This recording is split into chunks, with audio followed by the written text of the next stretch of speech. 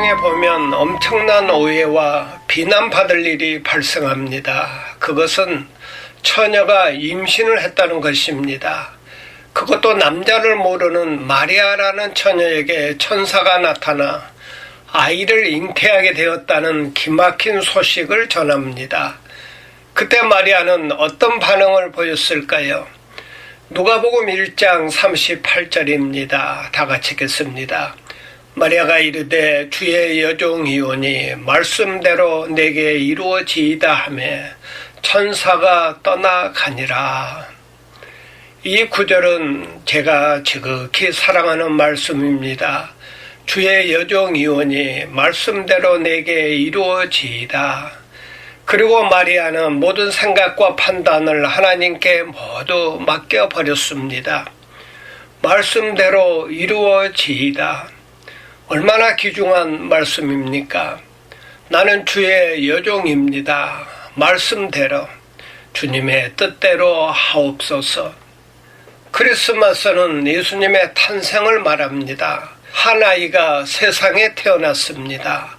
탄생입니다. 그리고 좀 더 나아가서는 말씀이 육신이 되었습니다. 성육신, 인카네이션. 요한복음 1장 14절입니다. 다 같이 읽겠습니다. 말씀이 육신이 되어 우리 가운데 거하심에 우리가 그의 영광을 보니 아버지의 독생자의 영광이요 은혜와 진리가 충만하더라. 단순히 한 아기가 세상에 태어났다는 이야기가 아닙니다. 이것은 하나님이 우리 가운데 오시는 임마누엘이요 말씀이 육신이 되어 사람의 모습으로 이 땅에 오셔서 우리와 함께 하시고 우리를 구원하시는 것입니다. 그런데 이 엄청난 역사를 이루려고 하실 때 한 세대를 필요로 합니다. 한 역사를 필요로 합니다. 한 민족을 필요로 합니다. 아니, 한 사람을 필요로 합니다. 이 엄청난 역사, 구원의 역사를 이루기 위해 하나님의 도구가 필요합니다. 그것이 바로 동정녀 탄생입니다. 자, 여러분, 이 아이의 탄생이 보통 아이처럼 세상에 태어나서야 되겠습니까? 이게 보통 아이입니까? 마구간에서 태어나신 예수는 보통 일반적인 아이가 아니잖아요. 이 같은 엄청난 우주적 사건에 동정녀 탄생이라는 것은 당연한 것입니다. 동정녀의 몸을 빌어서 이 땅에 오셨다는 것입니다. 오늘 성경을 좀 더 잘 이해하려면 유대 나라의 결혼 풍속을 꼭 알아야 합니다. 결혼에 있어서 동양적인 것은 가정과 가정의 만남인 것입니다. 개인의 만남이 아닙니다. 그래서 옛날 어른들은 집안끼리 다 해버렸어요. 얘들은 그냥 순종하는 겁니다. 약혼이라는 절차가 있습니다만 이건 부모님들이 다 정해놓은 거예요.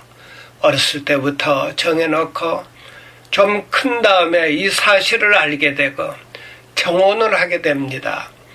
예수님 시대의 유대 나라가 그렇게 했습니다. 누가복음 1장 27절과 28절입니다. 다 같이 읽겠습니다. 다윗의 자손 요셉이라는 사람과 약혼한 처녀에게 이르니 그 처녀의 이름은 마리아라. 그에게 들어가 이르되 은혜를 받은 자여 평안할지어다. 주께서 너와 함께 하시도다 하니. 유대 나라에서 정혼이란 양가 어른들이 정해놓은 것을 인정하는 것입니다. 그리고 결혼 당사자들이 부모가 정해놓은 것을 수용하면서 제가를 하게 됩니다. 부모의 뜻에 따라 우리가 결혼을 합시다 하고 약속을 하는 것이 정혼입니다. 새 번역 성경에는 약혼이라고 했습니다. 그리고 호적에 올립니다.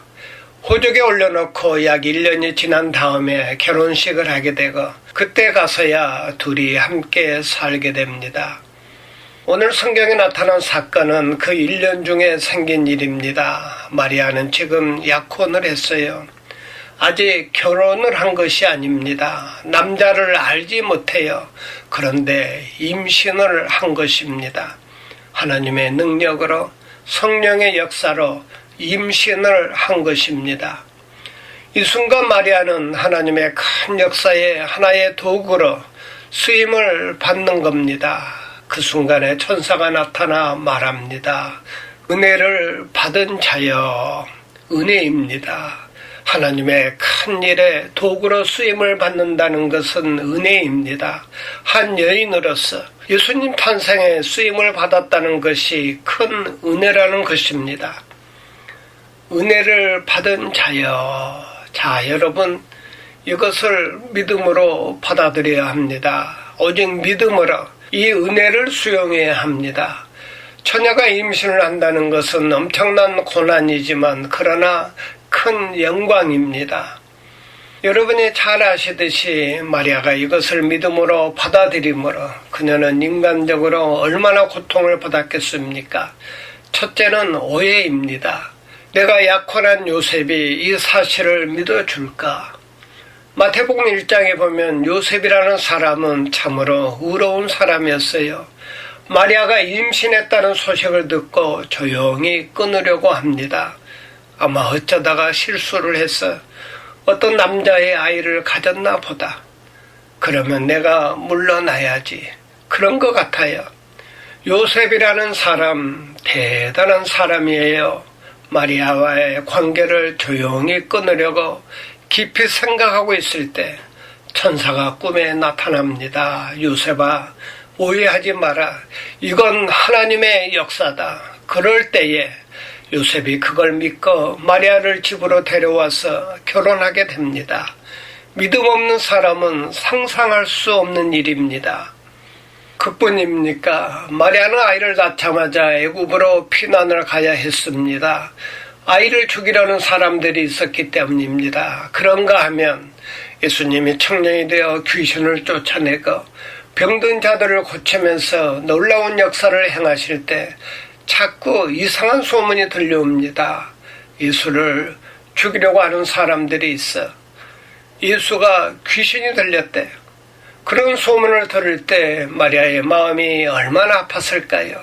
더욱이 십자가에 돌아가실 때 십자가 밑에서 우는 마리아를 한번 상상해 보세요. 여인으로서 이런 기막힌 일이 어디 있습니까?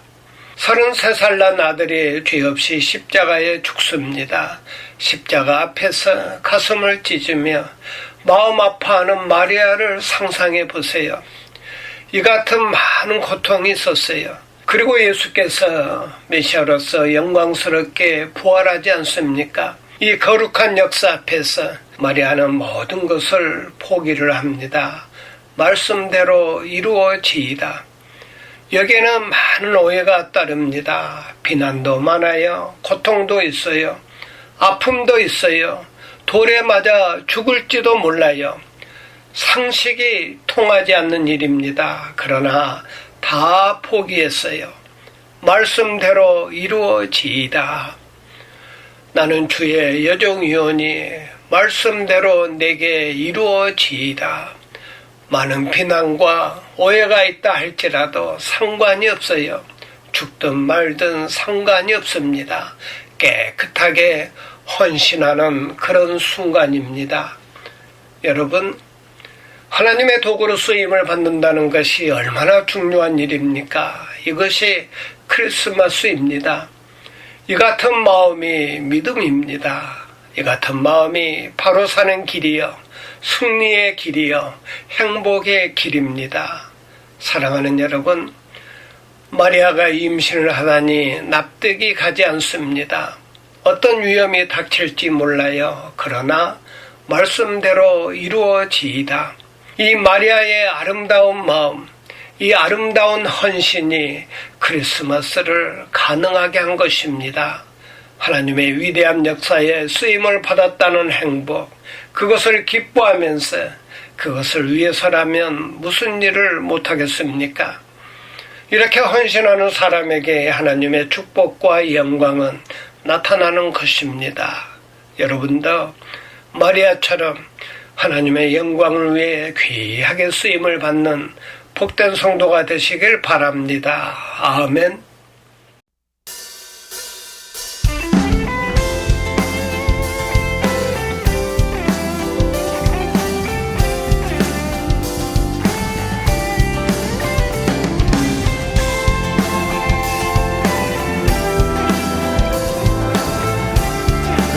하나님의 사랑, 크신 하나님의 사랑 말로 다 영영 못하네. 저렇고 높은 별을 넘어 이 낮고 낮은 땅 위에 죄범한 영혼 구하려 그 아들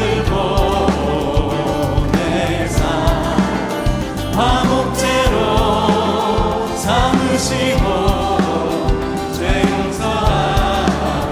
괴로운 시절 지나가고